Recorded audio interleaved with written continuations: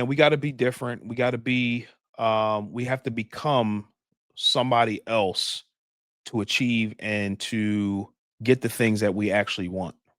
Because, like, if you want to be wealthy, it's not going to just happen just because you want it.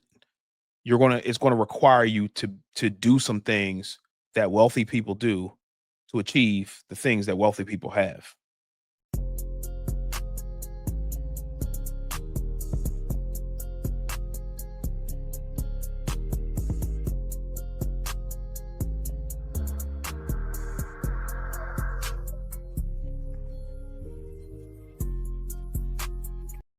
Hey, family. This is Che Willis coming back with another episode of Wealth is a Journey podcast.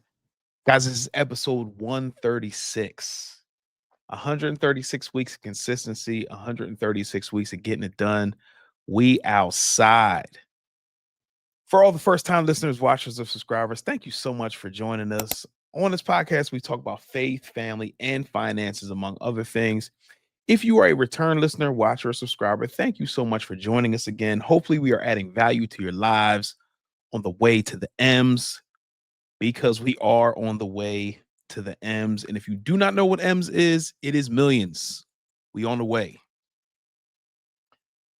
In thinking about this podcast, again, always showing gratitude, always showing gratefulness to the listeners, watchers, subscribers, and people who comment.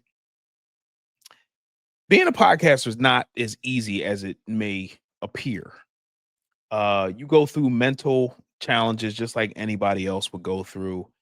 Is this coming across right? Did I say this properly? Whatever the case may be, there's a lot of different challenges that you go through mentally, but we have to keep the goal in mind. So I'm saying all that to say that if you are struggling mentally to continue to go, with whatever your goal is, keep going, man. With me, with this podcast, we're getting more opportunities to speak in front of groups and audiences, and that is a result of the consistency. And I talked about it a second ago. 136 weeks of consistency. We have not missed an episode. Thank God. We have not missed an episode, and we are continuing to be consistent. And there is rewards, excuse me, there are rewards for being consistent. And so I just want to say that whoever is having a challenge in, is this working? Is it not, with whatever you're facing? Keep going, man. There are rewards in your consistency. So keep going. That is not what the episode is about, but I just felt compelled to say that. But so again, thank you guys. And we're going to jump right into the episode. So today's episode is, we're going to talk about becoming, because I do coaching, I do one-on-one calls, group calls, and talking to people and following up with them. The first conversation, we understand, hey, I want to go somewhere financially. I want to do some greater things with my finances. But you definitely need to become somebody other than who you currently are to achieve these goals. The reason I say that is because I follow up with people month, two after we have our one-on-one session, and they're excited. They are joyful about getting started on the journey. Call number one. Follow up. Sometimes it's, oh man, I had some things come up. I had some things going on, whatever the case may be, and that excitement and joy seems like it's just gone now. Here's what I will tell you: anybody who is on their wealth building journey, or any journey for that matter, when you decide that you are going to start on any journey, whatever that is, to better your life or better the lives of the people who you love, the enemy will come immediately to knock you off of your square, to get you rattled, to get you back into the patterns and the routines that you were in before you started on the journey in the first place. What do I mean by that? Let's just say you're on your financial journey. Hey, I'm going to save money. I'm going to do better financially. And as soon as you make that decision, maybe your hot water heater goes, or maybe there's a trip that comes up that your friends say, "Hey, we're planning this trip. It's a once in a lifetime opportunity." And you then decide to go on the trip. Or you go ahead and get the hot water heater fixed, and then you don't get back on the journey of saving money, investing money, just being better with your finances. Maybe you swipe the credit card, whatever the case may be. You will have to become a different person, because if we're being honest, we start out on a journey because what we're finding, what we're doing is not currently working. And if you know that, that's step number 1. A lot of people will say, "Oh, well, I don't know how to do XYZ thing." But at the very least, you know what not to do. So if you're overspending, if you're swiping credit cards to keep up appearances by going on trips and buying nice fancy clothes and you really can't afford them, that's step number 1, to be able to just slow down until it's not really a thing with you anymore. And people are like, uh they're not as excited as they once were, and I'm like, "Yo, what happened?" And then in continuing to talk to them, I find out something happened and it knocks them completely off of course, and then they never get back on course. So we have to become somebody completely different than who we once were. How do I know? I was once a single man. I was outside. Tell y'all that before. I was outside, right? And when I got married, there were a lot of things that I could no longer do because I wanted to stay married. And so a lot of the people and a lot of the things that I was doing before I got married, um, I couldn't do it anymore. I couldn't hang out with them anymore because I knew me and I needed to step off. Was it easy? Absolutely not. But the bigger goal was to stay married. So I couldn't do those things that I was doing before, hanging out with certain people, whatever the case may be. I couldn't do that anymore. So being a married man 20 years later, we're happily married. I understood back then that if I want to be married, I can't do those things. Also, I was pretty well overweight, but I battled with this weight problem all pretty much all of my adult life. I would lose weight, I'll go to the gym, I would eat whatever I wanted. I would go to the gym, I would eat whatever I wanted, then I would stop going to the gym because I got to my desired weight, and then I would gain the weight back, and then just it would just be a constant yo-yo. It would constantly be up and down as far as my weight goes. But then I figured that, hey, if I stop or I slow down eating a lot of sugars and carbs, then maybe I could lose weight because I never did that before. So going back to what I said before, I knew what didn't work. Having a bad diet, working out inconsistently, it was a recipe for my fitness disaster, right? So I couldn't do those things that I was doing before. So, hey, I know it doesn't work. Let me try something different. So I tried the thing and I lost a bunch of weight. But now that was the easy part. The difficult part is keeping the weight off. So therefore, again, I knew what didn't work. I didn't work. That's insane. Excuse me. I knew it didn't work. So therefore, I couldn't do those things anymore. So so eating late, drinking beer and a bunch of alcohol and late night you get hungry even though you're not hungry. You eat anyway, and it's just all bad stuff. Doritos, honey buns, beer, a lot. It was insane. So I slowed down on those things, and then I eventually cut out the alcohol completely.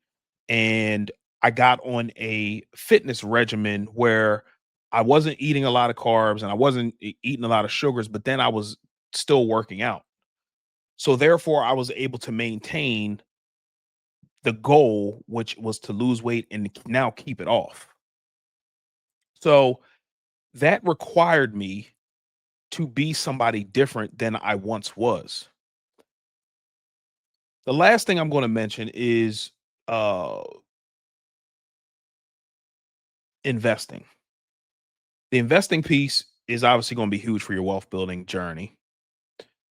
And what I was doing before is I was just taking the profits from my real estate. We have a few properties, so I was taking the money, put it into the bank. Wasn't getting a lot of return on my money in the bank. I mean, anybody who has a savings account knows that, and that's where I housed all of the profits from the real estate. And then a guy gave me the idea, hey, well, put the money into the stock market. I'm paying attention to the stock market, seeing what's going on. And now the returns are greater than where they were when I was putting the money in the bank. That required me to be somebody different, meaning that instead of just, throwing that listen to any YouTube video and then just throwing my money into whatever the YouTuber's saying or whatever somebody's on the TV is saying, I'm doing my own research. So that required me to be somebody completely different because it's you putting the money in the bank, you don't have to think about anything. You put the money in the bank, you don't think about it, you just put it there, and then there's not a lot of return. So if I want more returns and greater returns and be able to uh, grow my real estate portfolio and stock portfolio faster, then it's going to require me to pay attention to the things that I'm investing in or different vehicles that I can put more money into to grow my money faster. What's going on, family? My name is Che Willis, the medicine to your financial headache, and I help families living paycheck to paycheck live the life that they want to live through financial planning and wealth management. Did you know that the number one cause for divorce is money fights and money problems? If you are struggling financially with your spouse, you have come to the right place. We have an online course, we have a community, and we have one on one coaching that can help you live your best financial life and cut down on a lot of the money fights that you and your spouse are currently having. So if you are struggling, please make sure that you go to wealthisajourney.com to fix the issues that you guys are having currently surrounding money. A lot of us were never taught, and that's okay. But if you know that you need help, do not stay stuck. It's time to start living your best financial life with your spouse starting today. So go to wealthisajourney.com so we can start living your best financial life starting today. Let's go. So the point that I'm making here is that a lot of times when we're on our wealth building journey or any journey for that matter, we enter in one person and then we stay that person on the journey. That's a mistake. Because if you are uh on some type of financial journey and then you're spending a lot of money frivolously and you don't have an emergency fund, you're not putting money away or anything like that, you can't do everything all at once. You can't do that, which is the reason why when I'm doing the one-on-one coaching sessions, I'm telling people, hey, we're going to focus on one debt at a time while simultaneously paying your minimum payments because it gives you something to aim at. And then it's going to help you to stop spending money frivolously because you have a goal in mind to pay these little things that are eating away at your wealth down, which is consumer debts, credit cards, student loans, car payments, things of that nature. You can't go to the mall, save, invest, and pay minimum payments all at the same time. It doesn't work like that. Or if you do, it's going to take you forever to pay the things down. And if it takes you forever to pay the things down, then what that means to you is that you're going to be continuously paying interest payments. If you're paying interest payments, you are making the bank wealthy and not yourself. And we are trying to make you wealthy, not the bank. So hopefully that makes sense. Also, as we walk along the journey, if we're paying attention, we're going to see exactly what we were doing wrong and then refine the things that we're currently doing to make it easier and faster to get to our goal. What am I talking about? I talked about a second ago about the investing in the stock market, taking profits, putting them in the bank. That was step number one, having the discipline to put the money in the bank and not just spend it because, oh, it's up. We got a bunch of money. We're going to the mall. No, it wasn't that.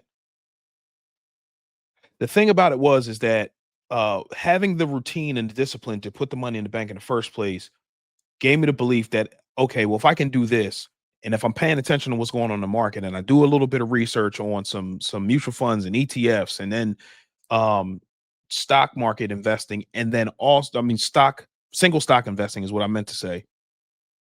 And then once you're done paying attention to those things and continue to learn, then you can get into the options game, which can then grow your money a lot faster because all the while you're paying attention to what's going on around you in the investment vehicle that you're using to get to whatever your goal is. So I'm not just telling you guys to just save your money just to save it. I'm not telling you guys just to pay down debt just to pay it down. I'm not saying this to set up a budget just to set it up. There are so many different factors that we're not taking into account when we're budgeting our money, when we're reducing our expenses, when we are able to make larger deposits into our brokerages, our brokerage accounts. There's so many different things that go along with you being able to control your money. And on this journey, you're not going to get it right day one or day two or day three or day 160. Like it's a process. But what we have to do is we have to keep going and not quit when bad things happen because the bad things are going to happen when you're on a journey. Ask me how I know. There are so many different opportunities for my wife and I to quit when we were on our journey. It is insane, but we understood what the bigger goal was. The bigger goal was to live a great life, stress free, to live a life to be able to show our son, hey, this is how you handle money, being able to have money conversations in the house. So, therefore, when my son leaves the house, he's going to know what to do with his money and not just blow it because he was never taught. So, I'm saying all of this to say that whatever journey you're on, we can't quit when something bad happens. Something bad will happen. So I'm giving you a warning. You haven't started your journey yet. When you do get started on the journey, bad things will happen, but good things happen to those who persevere. We cannot quit because our best life is on the other side of our perseverance. It's also showing our kids and family members how to do something, how to be great at something, and not just like everybody else. Like being normal, being regular, that's easy. Let's be different. Let's try something different. Not just try something different. Let's do something different. Be different. Be somebody different. Be the person that you want to become. But that's going to require you to take steps. It's not going to happen overnight. I didn't just appear to be this person. I still got a ton of work to do, but I didn't just appear to be this person. It took a lot of steps and a lot of years of not quitting. So don't quit. Don't give up. Again, you already know in your heart what to do and what not to do. Do the opposite. Get around people who are doing better than you are. Um, they're closer than you think. It may be like, oh, well, I don't know anybody. You do know people if you're looking for them.